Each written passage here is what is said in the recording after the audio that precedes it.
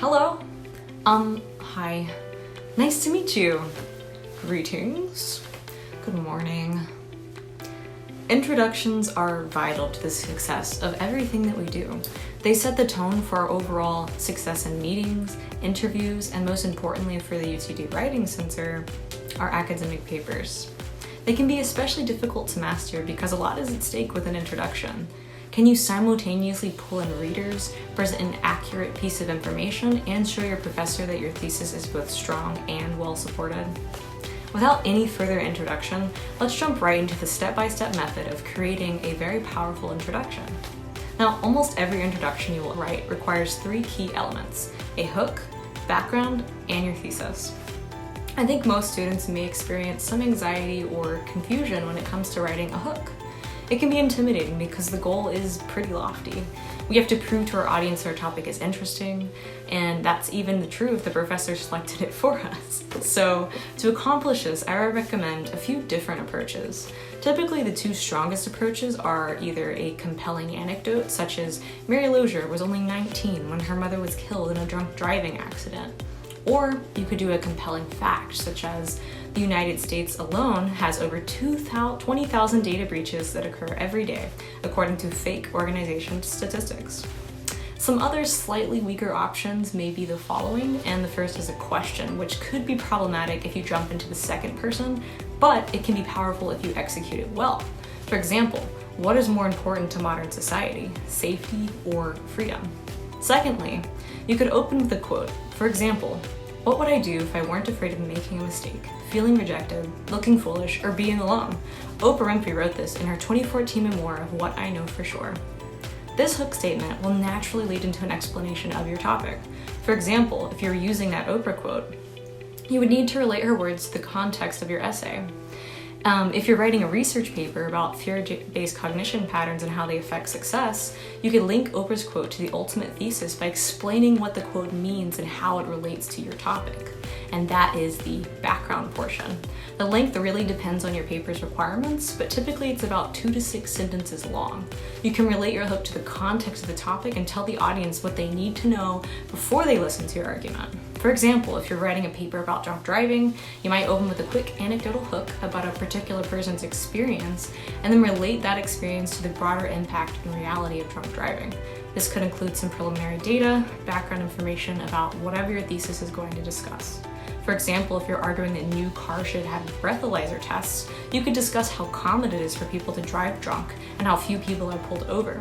You could also discuss how raising awareness is not as effective as taking preventative action that is guaranteed to keep drunk drivers off the road. You may even give some background about the device itself, or mention some companies or activist groups that have been lobbying for this type of solution.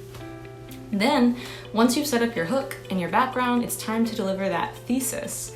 Now, most often the thesis statement sits at the very bottom of the first paragraph, and the thesis format can be a little more flexible than in high school, but for the sake of time, let's just imagine that it's a one-sentence, three-pronged thesis with a straightforward argument.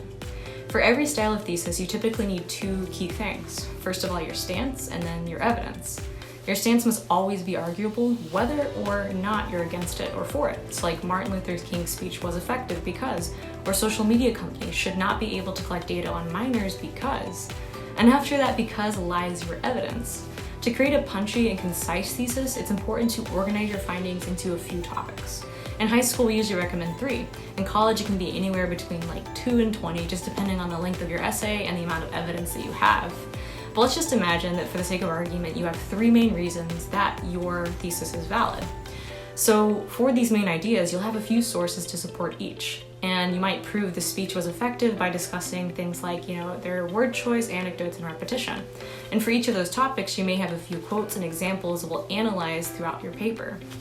But rather than going deep into structuring those body paragraphs that will kind of mirror the organization of your thesis, I think it's time that we fast forward into the crucial piece of your essay that may be another cause of anxiety, which is of course the conclusion. Similar to introductions, there is a sort of rule of 3 with conclusions. Nearly always they include these, of course, 3 elements, which is first a statement of your thesis, a summary of what you've already told the audience, and then the call to action or dramatic takeaway of your essay. Now, typically a conclusion is a lot less work than an introduction because everything is kind of already decided and defined. When you restate your thesis, try not to copy it word for word, but I do recommend keeping the same order of the main points to solidify the organization of your essay. It might look like, therefore, using technique A, B, and C, Dr. Iovino was able to effectively convince his audience that Italian dishes that are authentic are more healthy than American Italian options. Secondly, your summary can be hacked through one or two quick methods. If it's a shorter paper and you have a limited word count, you may be able to dedicate just, one sentence that will kind of summarize all of the key topics. But if you're required to, present an in-depth conclusion with a longer word count, you could dedicate 1 to 2 sentences for each of the main paragraphs within your essay, bringing up any of the key information and evidence that you had. For a 3-paragraph essay, that might be 1 sentence per of the 3 paragraphs in the body. Now, the final part of the conclusion is my favorite. It's that dramatic takeaway portion where students really have the opportunity to kind of master and embody their work. You've just written a stunning paper, you pulled the readers in, you created some insightful analysis and some powerful research, and now, what do you want the readers to do or think?